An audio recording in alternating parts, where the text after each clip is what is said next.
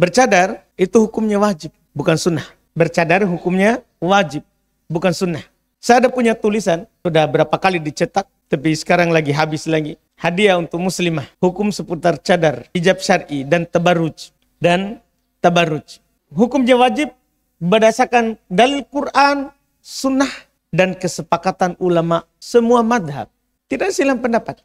Adapun dalil Quran, kita bisa baca surat Al-Ahzab, dan saya sebenarnya banyak sekali sebutkan dalil di hadiah untuk muslimah, buku itu, buku saku. Allah berfirman, ya ayuhan nabi, wahai nabi, kulli azwajika wa banatika wa nisa'il mu'minin, yudinina alaihinna min jalabibihinna, dalika adana ayyurabna fala yu'dain. Wahai nabi Muhammad, katakan kepada istrimu, anak perempuanmu, dan orang-orang beriman. Yang tiga, katakan pada istrimu, anak perempuanmu, dan orang beriman. Semua orang beriman. Katakan kepada mereka, ini dalil Quran. Apa itu? Hendaklah mereka mengulurkan jilbab mereka ke seluruh tubuh mereka. Ke seluruh tubuhnya. Dari atas kepala sampai ke bawah. Yang demikian itu supaya mereka lebih mudah untuk dikenal. Karena itu mereka tidak diganggu.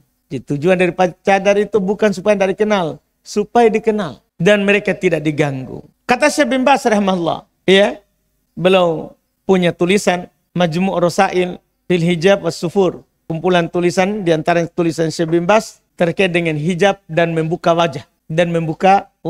Apa kata Syekh bin Baz? Amarallahu ta'ala jami'an nisa'il mu'minin. Allah memerintahkan seluruh perempuan beriman. Bi'idna ijalabi bihinna ala mahasinihinna minasyu'ur wal wajah wa ghairi dzalik.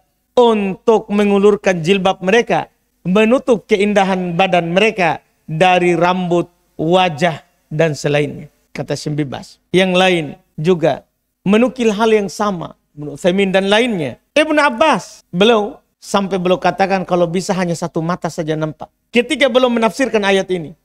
Ibnu Abbas, ahli tafsirnya sahabat. Nabi langsung doakan dia sebagai ahli tafsir.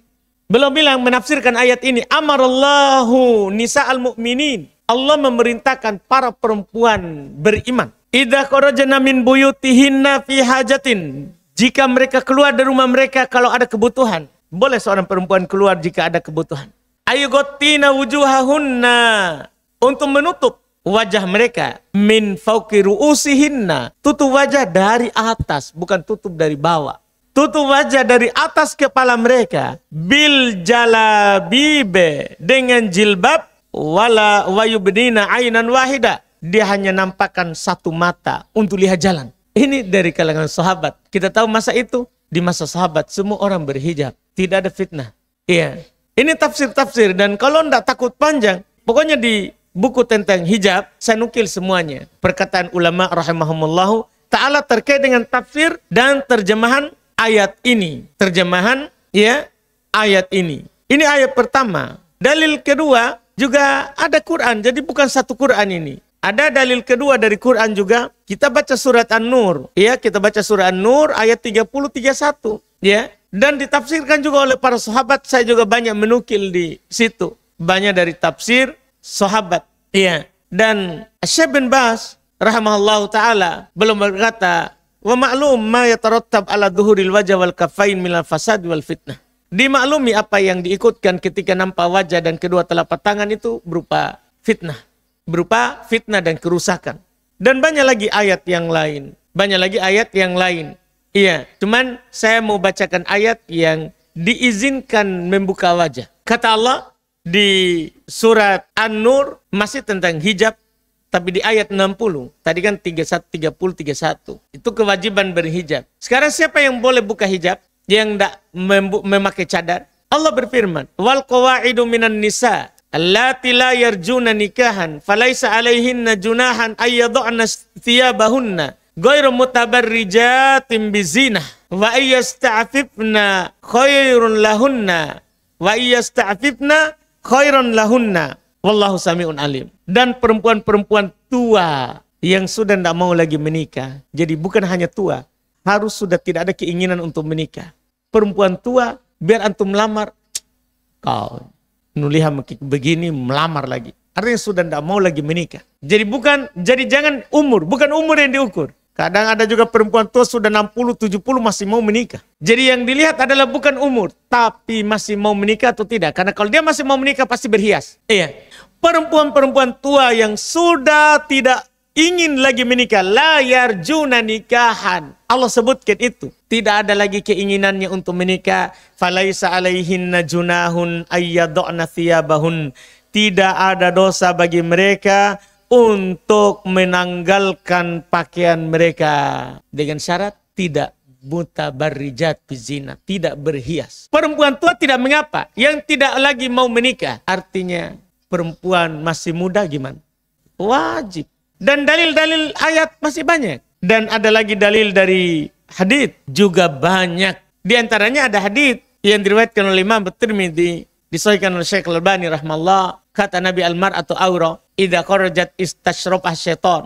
Perempuan itu aurat, apabila dia keluar akan diperhias oleh setan.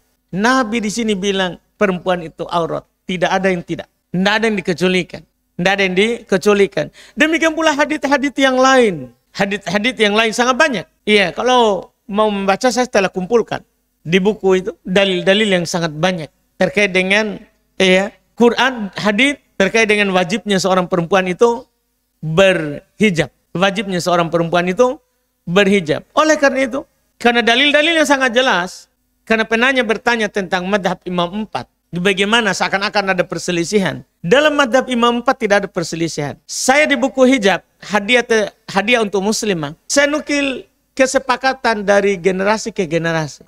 Pertama, Ibnu Mundir. Beliau ini ulama Syafi'iyah pada dasarnya, tapi karena penelitiannya besar, maka dia belum menjadi mujtahid mutlak. Belum punya karangan madhab tulisan fikih yang menjadi rujukan sekarang fikih dalam 4 madhab. Dan belum uraikan apa yang kuat. Apa yang kuat. Iya. Dan banyak jilid. Saya memiliki bukunya di rumah. Iya. Itu banyak jilid belum punya. Dan ada belum tulis ijma'at. Iya. Buku tentang ijma'. 1 jilid. 1 jilid. Ini Ibnu Mundir. Dia wafat tahun 318 Hijriah. Menukil kesepakatan wajibnya menutup wajah. Tidak ada silang pendapat. Sehingga kita perlu tanya, apa pendapat yang kuat dari madhab Imam 4? Ibnu Mundir wafat 318. Menukil kesepakatan wajibnya menutup wajah. Ulama Syafi'iyah asalnya. Ibn Abdul Bar, ulama Malikiyah. Belum memiliki buku rujukan tentang madhab Malikiyah. Belum syarah Muwatta dengan 2 syarah. Tamhid dan Al-Istidkar. Iya. Yang menjadi rujukan dalam madhab Malikiyah. Ibn Abdul Bar ini wafat tahun 463. Tadi 318. Ini setelahnya lagi berarti. Ini 463 Hijriah. Belum menukil kesepakatan akan wajibnya berhijab, menutup wajah. Ibnu Hubairah, dia ini wafat tahun 560. Berarti setelahnya lagi. 318, 460, ini 463, 560. Generasi berikutnya lagi, Ibnu Hubairah. Belum menukil kesepakatan wajibnya menutup wajah. Ibnu Rushdin, wafat 595. Tadi 500, masih di tahun 500-an ini. 560 tadi, ini 595. Menukil kesepakatan wajibnya berhijab dengan hijab syar'i, menutup wajah. Ibnu Qudamah, ini ulama Hanabilah, Hambaliyah. Dialah rujukan dalam madhab Hambali. Punya kitab rujukan dalam hal itu dalam semua tingkatan. Dia punya karangan 1 pendapat, 2 pendapat. Sampai semua pendapat yang ada. Kitabnya Al-Mughni, ada Umdatul Fiqhi, ada Al-Kafi, ada Al-Mughni dalam fikih madhab. Dalam fikih madhab. Belum menukil kesepakatan. Ibnu Qudamah wafat tahun 620. 620 Hijriah. Berarti kan setelah Ibnu Rushdin. Ya. Menukil kesepakatan wajibnya menutup wajah. Ibnu Taimiyah wafat tahun 728. Setelah Ibnu Qudamah berarti kan. Iya. Wafat 728. Juga menukil kesepakatan wajibnya berhijab menutup wajah. Ibnul Qayyim, muridnya Ibnu Taimiyah, wafat tahun 752. 752. Menukil juga kesepakatan wajibnya menutup wajah. Ibnu Ruslah, Ibnu Muflih, dia wafat 763. 63 setelah Ibnul Qayyim menukil kesepakatan wajibnya bercadar. Ibnu Ruslan wafat 844. Menukil kesepakatan wajibnya bercadar. Ibnu Hajar Al-Asqalani Asy-Syafi'i wafat tahun 852. Menukil kesepakatan wajibnya bercadar. Ini ulama terdahulu. Tidak ada silang pendapat akan wajibnya cadar. Kalau ada orang menyelisih ini, berarti pendapatnya pasti salah. Karena tidak boleh kita membuat pendapat baru setelah ada kesepakatan.